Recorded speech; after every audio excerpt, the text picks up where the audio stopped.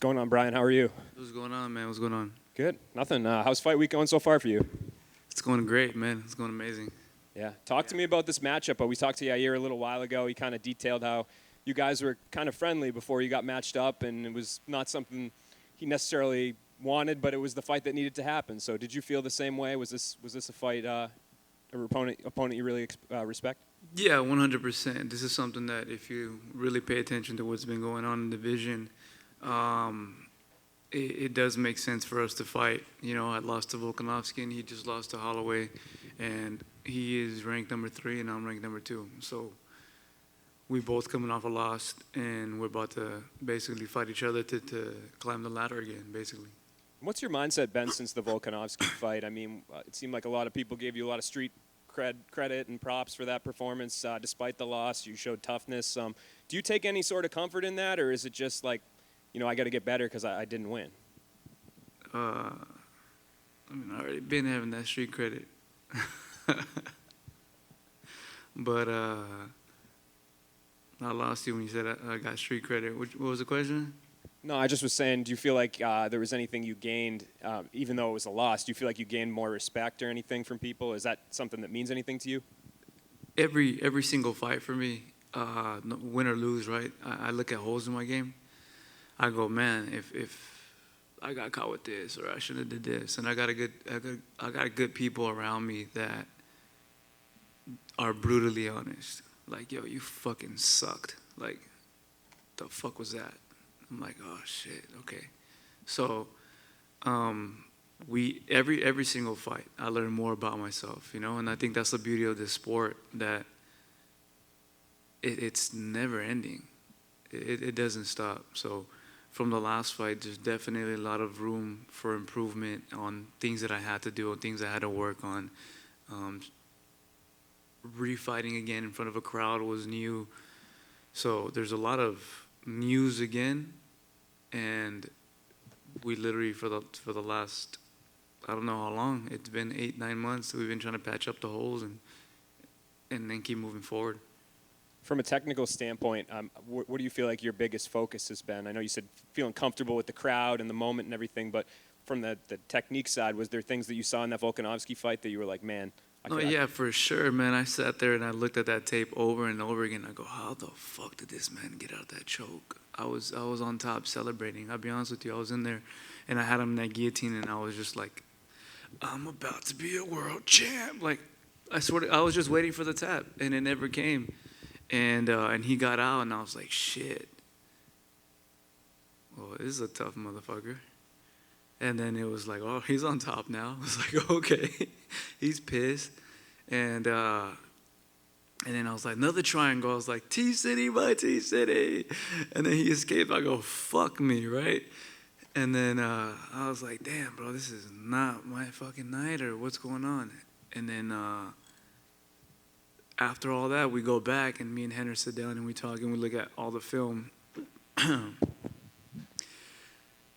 And they're just minor adjustments that I missed, small things that I have to rework on. You as a fighter, you stick to your bread and butter and you do things. And because I've been known as a jiu-jitsu guy, I kind of got comfortable with it, and I didn't train it as hard as I used to.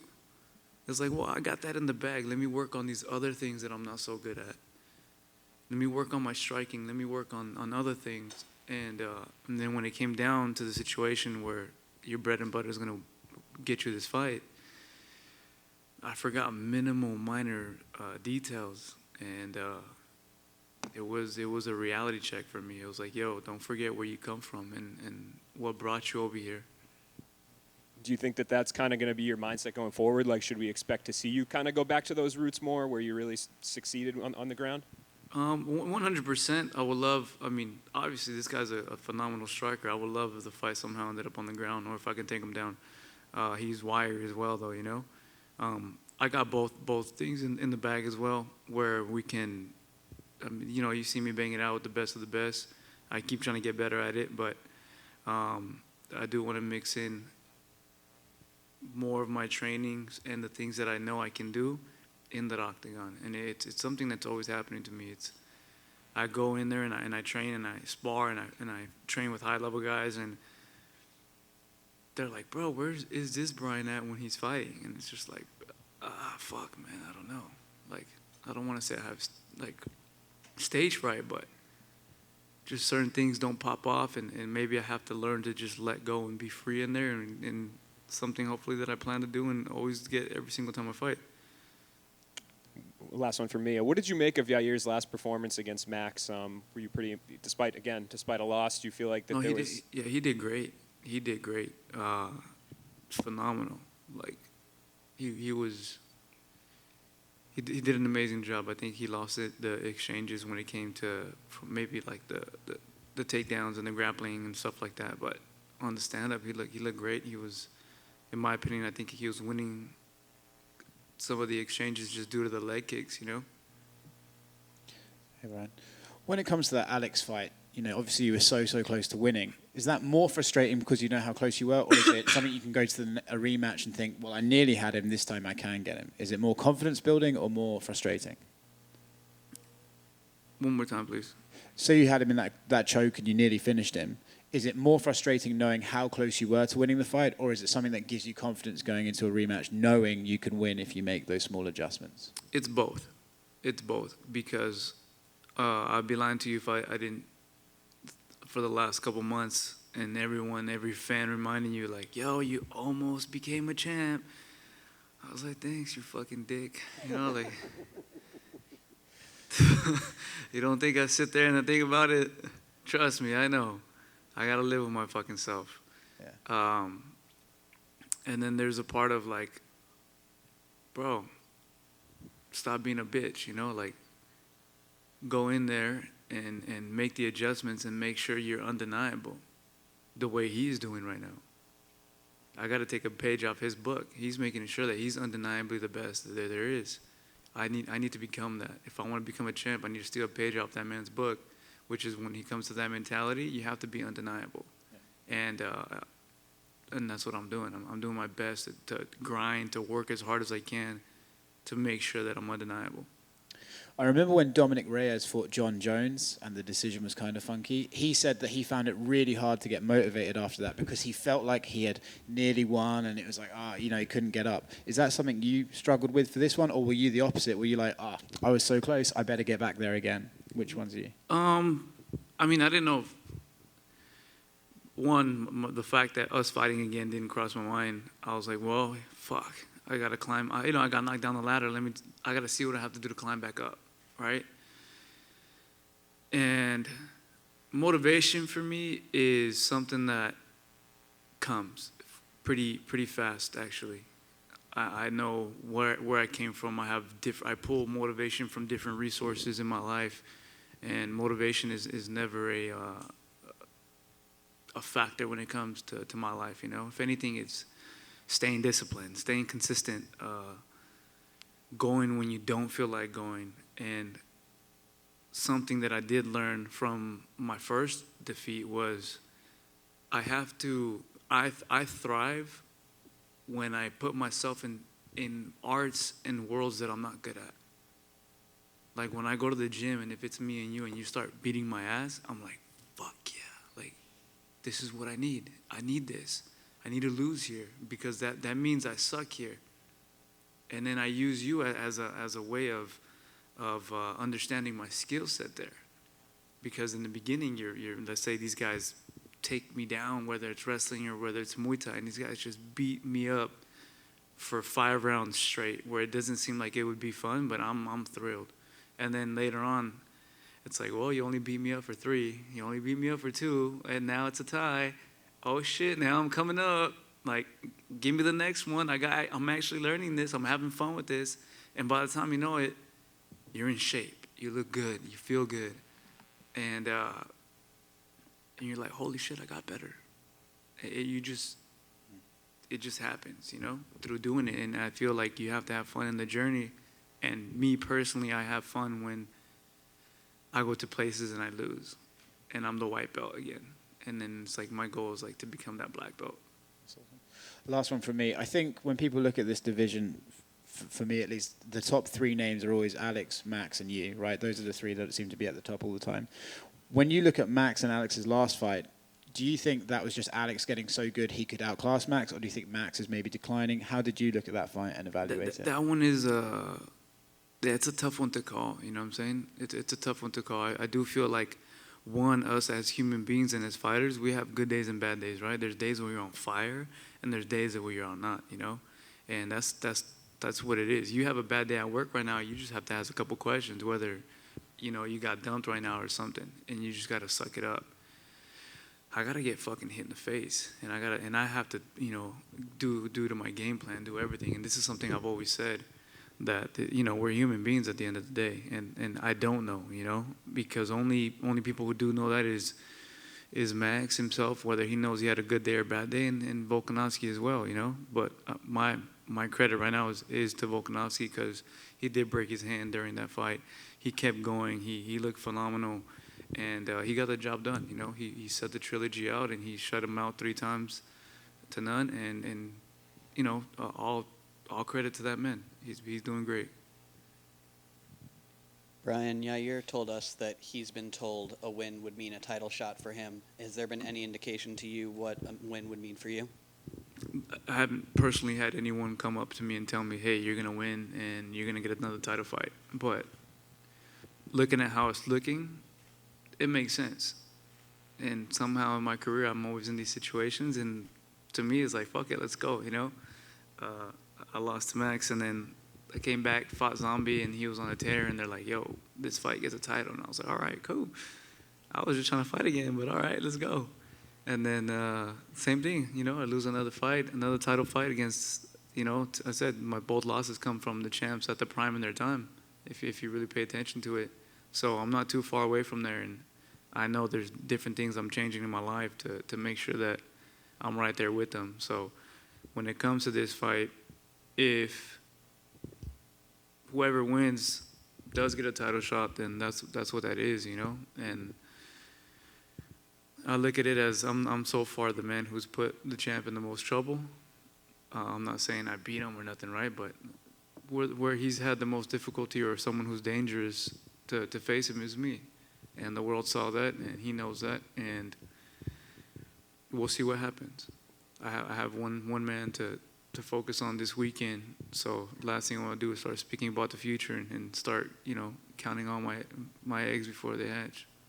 Between Volkanovski and Max and you and Yair, there's been a lot of competitive fights in this division. What does it say about the depth of this division and just how competitive it is these days?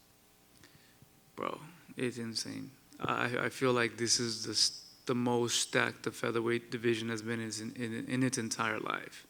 Because you got Max, who's a force to be reckoned with, and then you got Volk, which is like, holy shit, and then you got myself in there, like, and then you got Yair, and it's like, top 5 ain't pretty for anyone. Like, we're hard. You know that party where you walk in and fucking no one welcomes you? Like, that's who we are to these newcomers. Like, motherfuckers not welcome. Like, and it's hard to get in. And that's what we're doing, you know? And it is what it is. We're tough. I think someone said there's only been one person who's been kind of finished in the top 3 or so. I forgot what it was, the stats I read, but I was like, holy shit, like, they're right. None of us go down easy. None of us go down at all. We're fighters. Yeah, we're like top, and it's tough. So I know COVID changed a lot as far as training camps and who you train with and whatnot, but I know you used to train with Dr. Andy Galpin. Have you gotten back to working with him? We've never stopped working. Yeah. Well, in person. I remember you guys were doing like virtual, right? Yeah, we're doing virtual for a while, and it's the same as in person, you know. He does a great job. He's one of the most amazing people that I have worked with when it comes down to actually having a nutritionist and someone tell you what to do with your life, you know. He's someone that has been a game changer for my life. You know, when it comes down to structuring my life, when it comes down to training, to schedules, to when to rest, when to eat, when to train, how hard to train, how hard not to train, when to take a day off, when to relax. I needed that in my life. I had no structure. And I don't know if you guys have ever heard of me speak about that, but I was the kind of person who would sleep in and I would wake up and take a pre-workout for breakfast and it was just like, all right, what are we going to do? Let's go figure this out. Man, I feel like lifting some weights or I feel like doing this. All right. And as long as I worked hard, I thought that I was doing the right move. But I was eating Jack in the Box. I was eating Subway. I was eating Denny's. I was eating Norm's. I was just doing what I thought was working at the time. And to me, when you're uneducated, you kind of, to an educated eye, you look stupid. And that's what I was, you know. I was uneducated in the fact that I was like, well, a tuna sandwich is healthy, right? They're like, no, man, check this out. This is how many carbs, this is how many grams, this is protein, this is this, it had this added. And you're like, what the fuck is all this? I didn't even know. And then you actually listen to it and you start doing it and everything changes. And Andy has been a game changer for my life. And he's one of those men that every Saturday he's at the track workout with me and he's doing the same drills I'm doing.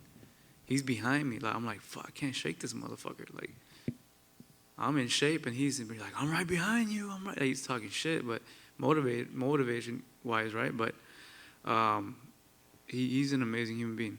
Yeah, I love Andy. We spoke about you one time, and I was like, Brian Ortega seems like the nicest guy. It was when you had the incident with Korean Zombie's coach or whatever. I was like, why would he ever do that? He was like, no. Like, it's funny that your eyes went up when he said street certified before, and you didn't even hear his question, because that's what Andy Galpin told me. He's like, Brian Ortega is almost the Los Diaz brother. Like, you are street certified. Like, you're that guy. I'm what they are, but from Los Angeles, you know? It's just, they're up north, and I'm Sureño, you know, and from the south. So you fought Volkanovski. If you do, like, an honest assessment of that fight, is he levels above you, or was that an off night for Brian Ortega? No, there's no excuses at the end of the day, right? You go in there, you do your best. There were things that I didn't implement that I should have done a little bit more. There are errors that happened when it came to the submissions, to allowing both hands to get on my hips. That's the escape there, you know? So I thought I had the arm still in, and the elbow slipped out through the crack when it allowed both hands to place on my hips. So there are adjustments that I have to make, and obviously in the fight, it's a hard thing to do, man. This is a live fight. Like, I'm fighting for my life. He's fighting for his life.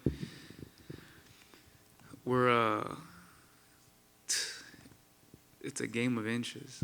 Oh, for sure. And if you're off by one, as you can tell in my fight, it will cost you. So now your book is still being written. You may be one of the greatest featherweights of all time when you're done. There's Aldo, Volkanovski, and Max in the argument. Who's the featherweight GOAT to you? I think Aldo, as of right now, just because he defended it for, I don't know how many times, I don't know who has the stats on that, but I want to say 7, 8, 9, I don't know. It was, I remember just being barely pro and just watching him go from WEC to UFC and stay there for the longest till Max beat him. To be the king for that many years, that's a lot of years, you know? Oh, for sure. So as of right now, it's him, but for sure I see Volkanovski right there with him as well, based off everything that he's done. And Max is in there as well, you know? You made 3 great points on 3 great fighters that have been in the UFC featherweight division. So Brian Ortega might be that 4th one on that Mount Rushmore. He's on his way up there, man, for sure. Before my time is done here, the world will remember me as one of the top dogs and best fighters of the featherweight division. And then obviously I guess people will always assume relationships and fighting doesn't work, but you and Tracy Cortez, obviously, both fighting at the highest level. I see you coaching her. She helps you in the corner. Is it ever a hinder at all, or is it always just fuel? No, it's always good, man. You know, like we understand each other's work. We see what we do, and it helps, you know, because someone who doesn't understand what we do, they're like, damn, you're so fucking selfish, or all you do is care about you and your career. You don't even care about me or whatever it is, right? Whatever these situations may be with fighters who deal with any athlete who deals with a partner who doesn't fully understand what they're involved in, right? And this just helps. To me, it helps because it's like, yo, I did this today, and right off the bat, she's like, oh shit, yeah, you're tired. Like, I'm gonna just leave you alone. I'm like, cool, thank you. Or like, if I had, you know, women, you know, they have a bone to pick once a week. They just wake up like, Once a week, once a day. oh, fucking whatever. I'm lucky I got once a week. They So just now- sit there and look at you while you're resting like, what the fuck am I going to fight with this man about today? And she does a good job at What's harder? checking her emotions. What's on that. harder on your nerves, your fights or her fights? My fights. You get more nervous for your fights than watching hers? Yeah, with her fights, it's more anxiousness. It's more, am I prepared? Am I ready? Am I going to be able to coach her the best of my ability? It's easy when you're not in here, man. When you don't have to step in the cage and fight, to me, it seems a lot easier. The world is not, the weight of the world is not on my shoulders anymore. Like, the weight is on her shoulders. And the weight for me is just make sure you maneuver that joystick right to where she does everything right. And to me, once you do your homework on that aspect, it's pretty easy. So Yair, well, that last one for me. I know Yair is kind of like a gypsy, travels gyms a lot, and he's moving around a little bit. Have you and him ever crossed paths? Training-wise? Training-wise or anything personal interactions, anything Oh, like yeah, for sure. We've seen each other a lot of times. We've seen each other in Mexico. We partied with each other in Mexico. We partied with each other in Vegas. We did a race together where we flipped a car together. Like, we took second in the Mint 400 race, and I asked him if he wanted to be my co-pilot in the car. He was down for it. And we were over there partying, hanging out at Dan Bilzerian's house, and that's kind of where we had to talk. I said, hey, bro, like, realistically, we might fight each other one day, but just know I got no beef with you. No, it ain't no hard feelings. And I hope the day, when that day does come, which has came, is we're both getting paid and we're putting Mexico on the map. Awesome. Thank you, brother. Brian, you talked a little bit about your diet, how you changed it up, obviously. When about did you really get serious about your diet and kind of doing that kind of thing? What time frame was this? I'm still doing it now, dude. Oh, you're still there, okay. I'm proud of myself, though. Because the thing is, I was raised off of just Mexican food, which is very carby, a lot of carbs. And then, I mean, my mom over there in the back will tell you, like, all she did was make beans, rice, soups, and tacos with more tortillas. Like, my whole life, it has been like that, you know? And I actually tell my son that. I'm like, hey, man, you got to learn how to eat right because when you get older, it's going to affect you. And it did, you know? I went from eating nothing but carb foods, which is in our culture, and eventually you move up and you start getting older and it becomes Jack in the Box and McDonald's and this and that. And that's all I ever ate. My fuel my entire life has been junk food or Mexican food. So to be an athlete and everyone's telling you what you're doing is wrong, but I'm winning, I was like, nah, fuck you guys are wrong. Like, it's Mexican power, bitch. Like, watch me eat a fucking torta and go fuck someone up. And I used to. So, but it wasn't until I got my ass beat and it was like, yo, you're fucking getting older now, bro. Like, you got to make this weight. It ain't easy when you were young anymore. And truth is, I've been fighting in the featherweight division since I was 15 years old. I'm 31 now. So some changes have to happen, and they've been happening. And mostly, I'm really great when it comes to being disciplined when I'm in training camp, down to every ounce. But the second the fight's over, you know, start calling my name, fucking tacos and everything. She's like, fuck, I love you, but on a cheat day, motherfucker, don't talk to me. Is there anything you're looking forward to eating in the city? Obviously, we're New York City. I'm gonna fuck everything up. I'm gonna get pizza. I get my little bit after the fight, you know. After the fight, I'll for sure some pizza, street dogs. Go to some great restaurants. Hopefully, someone on Instagram just sends me recommendations on where to go and places to eat. I got my family here with me, so we're just gonna explore the city, have some fun, eat a bunch of good food, and just have a great time. You're talking about getting bigger, getting older, getting the weight coming off maybe a little harder than it used to. You have to take it more seriously. I think you've talked a little bit about the idea of maybe going up in weight at some point. How much did you even think about maybe going to 55 after losing to Volkanovski? Not too much, you know, because I guess for me it would be like, yo, how are you gonna lose at 45 and then try to go up to 55? Everyone to be like, come on, dog, stay in your lane. I'm right. They're right. I'm gonna stay in my fucking lane. So making the weight, I got Andy, like I told you. Andy helps me with all that when it comes down to getting right and getting everything ready. He does a good job at that, and he's been able to manipulate my body in the ways that it should perform. And as of right now, it's weight cut. I'm super light I'm light as hell right now, and I feel great. My energy's good. My mind's right. So he does a good job.